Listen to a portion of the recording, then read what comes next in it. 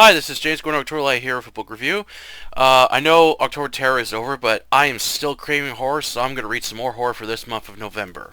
Starting with this book. The Pack by William Essex. This is the pen name for John Tigges. This is a really sick cover. Alright. This is from Leisure Books, and this was published in 1987. This was a very fun, entertaining book. I had a blast reading it, especially towards the ending of the book, the finale. I really enjoyed. However, this is actually a first for me. You know, most of the time when I'm reading these books, there's two things that I want while reading reading a story. I want the story to be really good, interesting, and entertaining, and I want, good characters with it. This book hardly has any characters that I cared for. There was only I think a few characters that were okay, but most of the human characters I couldn't care for. They're boring, unlikable, annoying at times, and others I really hated in this book. There's characters that do a lot of dumb, stupid things that just make me angry at them and want them to get killed by these pack of dogs in the book, which I kind of actually, I'm rooting for the killer dogs in the book than the human characters while I was reading this. And the one thing I would say about this book right now, The Pack, is that if you want a story with likable characters, this book doesn't have it. However, what this book does have is high amounts of carnage, violence, gore, and just vicious, brutal attacks by these killer dogs that just rip people to shreds. This is what the book has going for it, is where the violence and gore is rates higher than the human characters. That is the only thing that is going for this book, which is rare, because I prefer a book with a good story. To me, a book can have anything in it that I like. It could have action, violence, sex, nudity, all that stuff. As long as the story is good, as long as the story is well written, entertaining, as long as it has a well written story, then throw in whatever you want and I'll enjoy it. But this was a first where I actually enjoyed this book more because of the violence than the characters in the story. So that was a first for me while reading this book. The worst of things I didn't like of it was besides the human characters I already mentioned, but overall, this was still a fun book. It did have it did have some things I didn't like with it, which I'll explain later on in my review.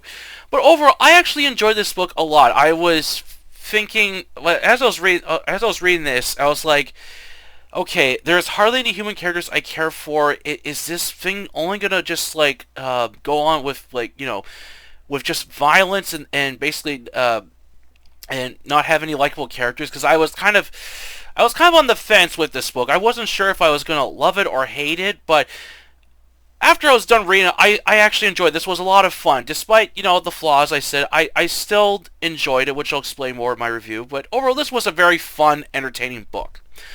Alright, on to the book review.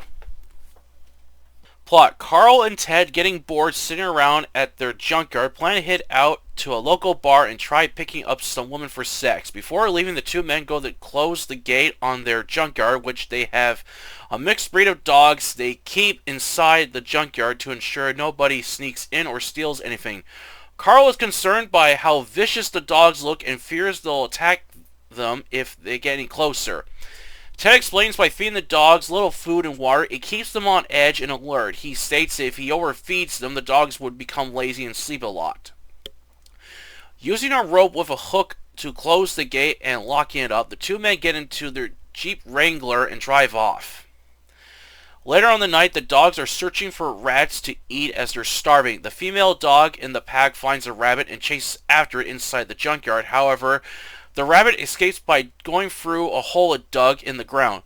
When the other dogs notice what the female dog is doing, they join her and able to dig a hole and crawl under the chain link fence and running out into the wild. 4 years later, the pack has grown larger as other stray dogs have joined them, hunting together as this fearless pack will take on anything. They enter the farming community of London Crandom as they spot two young Herefords, as it's the biggest animal they have ever seen. Starving, the pack sneaks up on them and jumps out, attacking the two young Herefords. The mother cow, hearing their young crying for help, attempts to fight off the dogs, but more attack the mother as they bite at the legs, causing the cows to collapse on the ground, allowing the dogs to tear open their throats.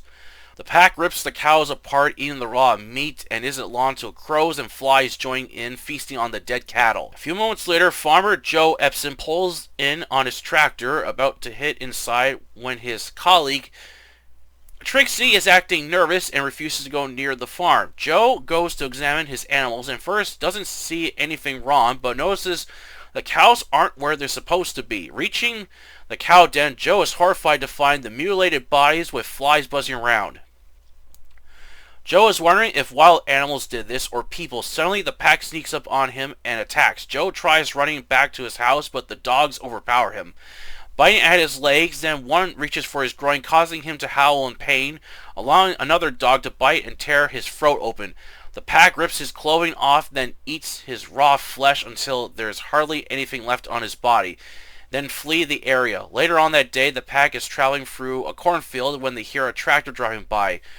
Johnny doing his morning work while listening to a Bruce Springsteen tape when suddenly the tractor jerks violently. He quickly brings the tractor to a halt, climbs out to have a look as something broke. He climbs back inside to take the tractor back to the farm when suddenly he's attacked from a dog. Johnny fights to keep it from reaching his throat and is able to get it out of the tractor, start it up and drive off, but when he reaches the farm, it opens the door. The pack of dogs has followed him as they all jump and pull Johnny out of the tractor. His throat is ripped out, causing blood to splatter everywhere as the tractor begins driving around in the cornfield. His father goes looking for him as it's nearly 6 o'clock. He finds the tractor abandoned and out of gas, then notices a flock of crows eating something. Dan shoos them away and is horrified to find his son's remains, causing him to vomit over the ground. The next day, veterinarian Pete Reckles is refilling his Ford Bronco at the gas station. While there, he meets a local resident, Martin, who tells him that the sheriff was asking him what kind of wild animals live within Lafton, explaining what happened to Dan's son. Pete is shocked to hear Johnny was found mauled to death as Sheriff Duke Little is trying to figure out what sort of animal could have killed Dan's son. As he climbs back into his Bronco, Pete realizes he forgot to give the package of vaccine to farmer Joe Epson yesterday, as he was busy with his new girlfriend Amy out having a picnic and making out with her. He's also going through a rough time with his ex-wife Caro, who can be a real bitch and demands whenever he comes over to visit his daughter Jenny, he must pay over $200. While trying to spend much time as possible with Jenny, however, he isn't pleased to find out Caro's new boyfriend Mac, a big muscular man. Pete drives over to Joe's farm and finds Trixie waiting for him as she's whining. Pete searches inside the house to find it empty. He then begins looking around the farm and doesn't notice anything wrong. However, when he finds Joe's truck still in the garage, followed by the remains of the cow and then Joe's mutilated body lying on the ground, he rushes back to his Bronco and calls the sheriff on his CB radio. Duke and William, the medical examiner, come to check on the dead bodies, and they strongly believe a pack of dogs or wolves might be in the area. However, Duke wants this to be kept quiet from the public until he has enough evidence to prove this. As Pete ties up Trixie and leaves, he forgets to feed her. Later in the night, the pack returns to the farmhouse with Trixie, ready to defend her owner's house. However, there are too many dogs as they growl and snarl at her. Trixie lies on her back, trying to offer herself to the pack leader. He frees her as the pack attacks the chickens, eating them. Later on, Chuck Addery appears on the farm with the pack attacking him. Chuck attempts to drive off in his car as the pack leader is thrown out. He crashes his car into a fuel tank, causing the vehicle to explode. The pack flees and hits towards the highway. It isn't long until the fire department and police show up as they find the grisly remains of Chuck. As the pack grows larger and continues to hunt more people within the town of Lafton, slaughtering farmers along with anyone else they can kill for easy prey. However, the mayor of this town, Caffrey Johnson, is skeptical of this killer pack of dogs and refuses to aid the sheriff Duke, along with trying to enforce tight control over the police force's actions. And during an interview with a lot of reporters, when the death toll is increasing, Mayor Caffey is struggling against the lower class and has no care for them, and won't do anything to waste funds on having patrols looking for a pack of dogs. Furious and fed up, Pete and Sheriff Duke, along with others, take matters into their own hands. Can they stop the pack from massacring the whole town of Lafton, or will they become the hunted? The pack was a brutal, gory, and ferocious read. Not once was there a dull moment in this story, as it follows a vicious pack of killer dogs traveling together along with picking up strays to build an even bigger army. Pacing was good, as it never gets slow or drags on with any scenes, and notice how short it is when focusing on the human characters, as the novel mostly follows the dogs. Detail was decent with the characters and locations, however, I felt some scenes could use more rich detail to make the locations jump out better, and having some ambient scenes would have been nice. The scenes of both animal and human attacks by these dogs is brutal. The scenes of bloody gore along with limbs being ripped apart was amazing. The carnage these dogs cause never stops, as it racks up a high body count.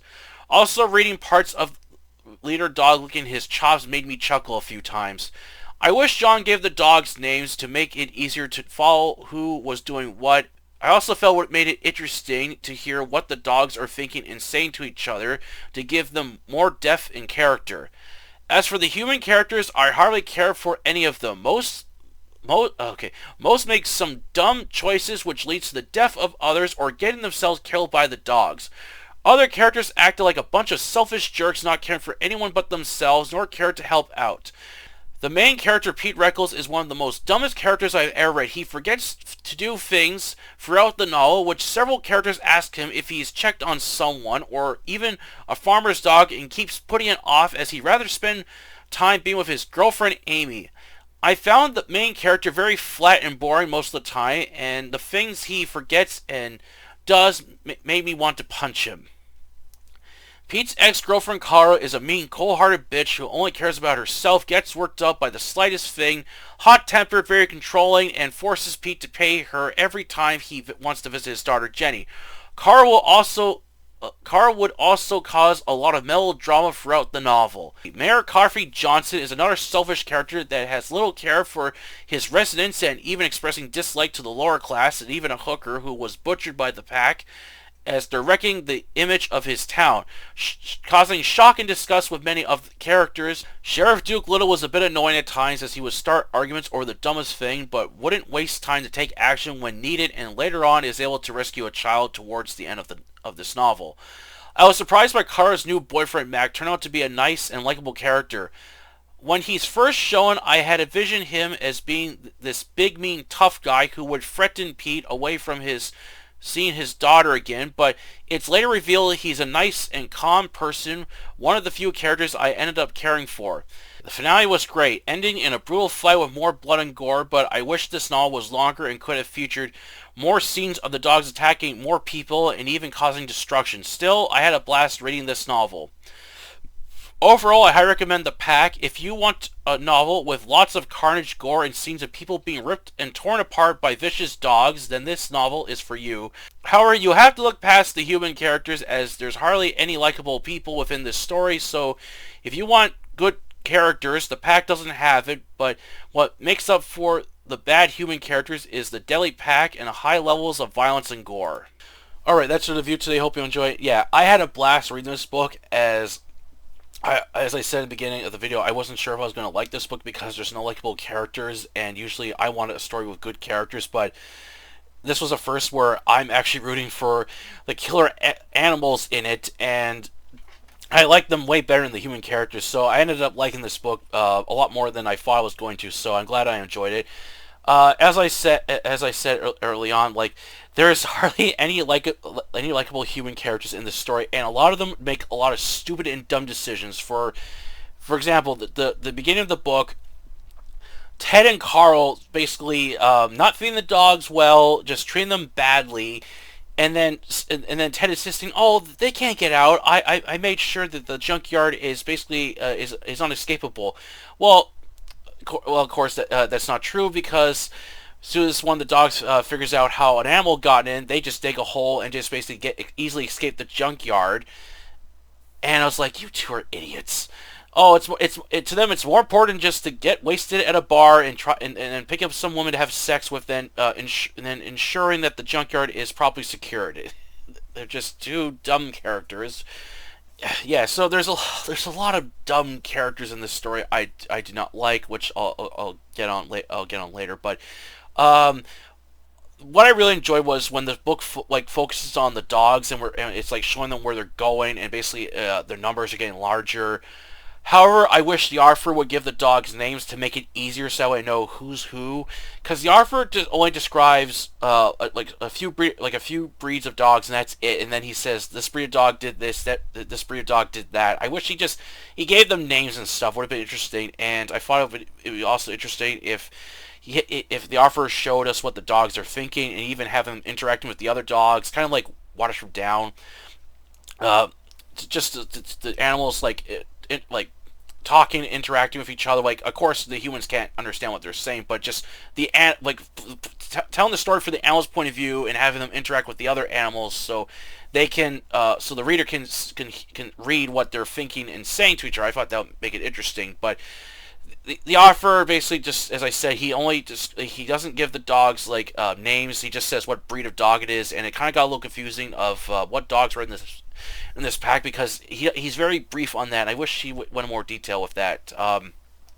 Also, when the author tells the point of view of the dogs, like, the writing style changes completely. Like, when reading the human characters, it's just generic, sentences and dialogue of human characters. But when the author John goes to the dogs, he writes in such a grimy, cruel, and sarcastic way of the dogs and stuff. It's like two different writing styles within this story. This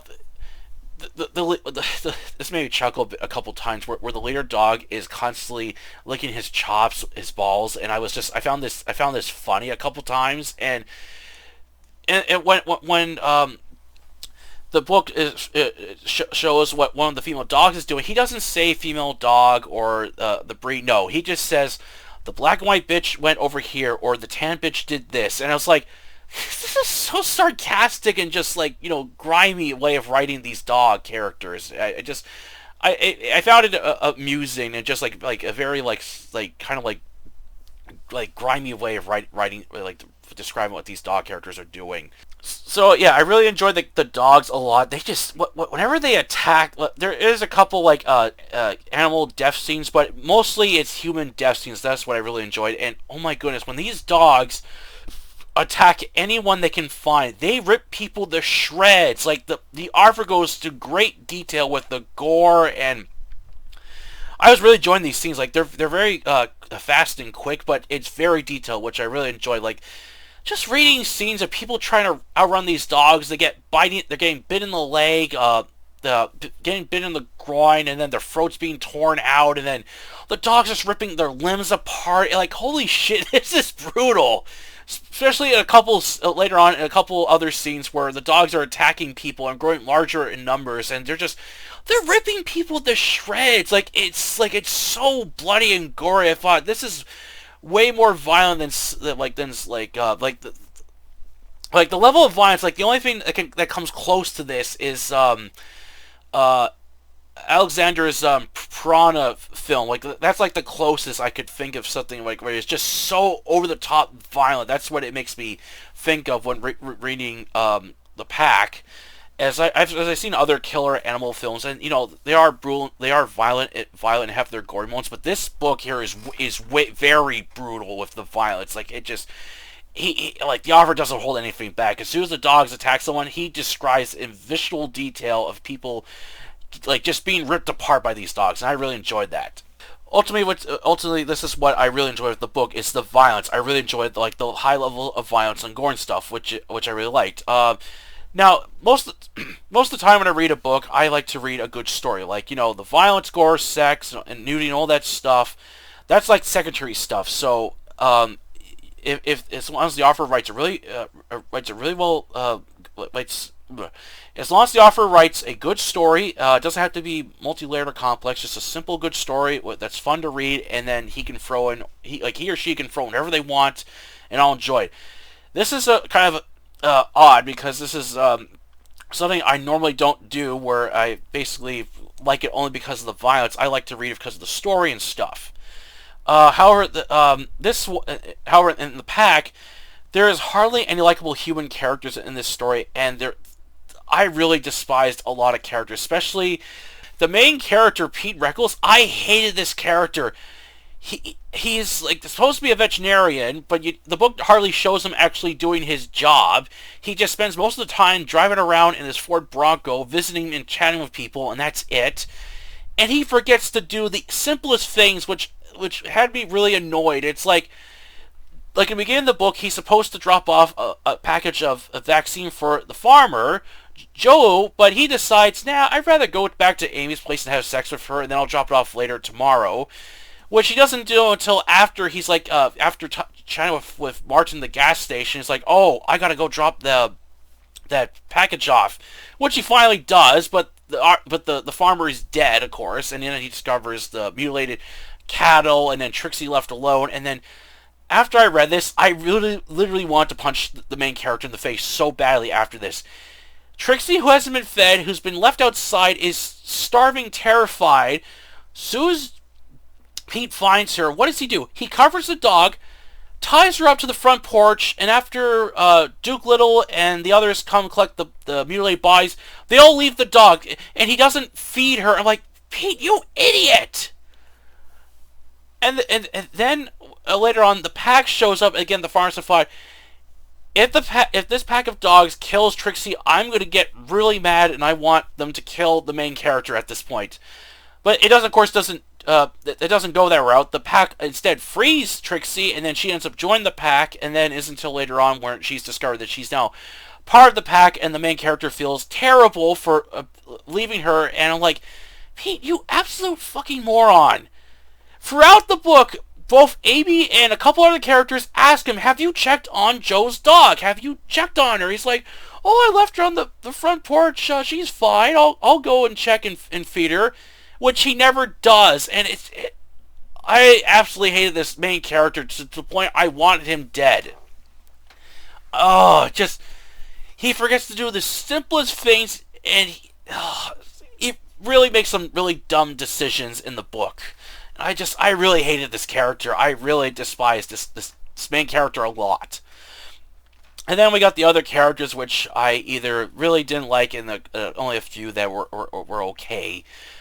Duke Little was one of these okay characters. I found him a bit annoying at times, and just a bit there's a part in the book when the body of Johnny is brought to autopsy, and the medical examiner is like doing his report. He lists a bunch of animals that could have attacked him, and Duke makes a kind of a stupid argument on the report, and says, why couldn't, like, he's basically complaining to the medical examiner, William, why did you put so many animals? Like, just put what you think what it is. Why are you giving me all these different breeds of animals we don't have in this town? And there's a lot of melodrama in the book, especially with the other character I hate, Carla, who is just this absolute cold, heartless, mean woman who is like, most of the time in the book, she's miserable. She's hardly happy about anything, and she instantly gets jealous when her ex-husband is there to visit his daughter, and constantly having to make him pay $200 to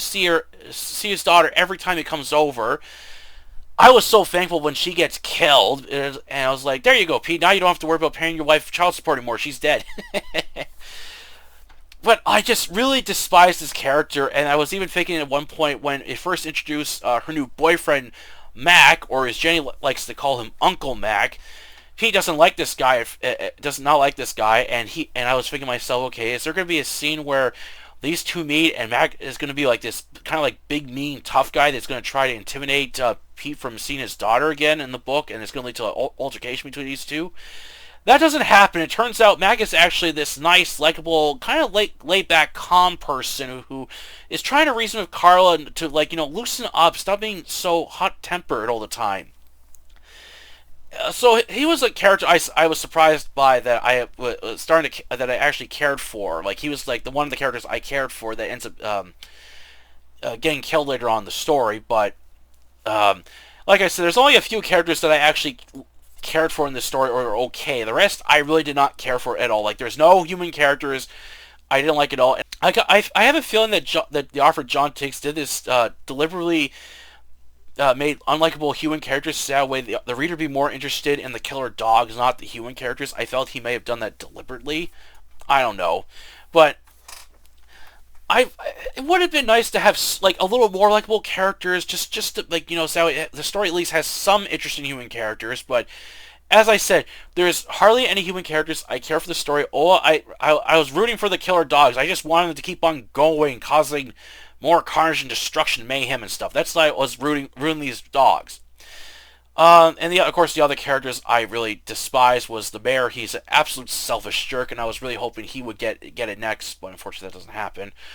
Um, while the detail in the story was good, like the author is good with detail, like he does describe scenes well. I just wish he went a little further with the detail just to make the scenes jump out better and stuff. And I was hoping to have some scenes where he could have like some like eerie atmosphere, like kind of like empty scenes where the packs run around like dark and stuff, and it's like very eerie and stuff. I would have liked that too. The finale I really enjoyed. It was a lot of action, violence, and gore, and it was just over the top.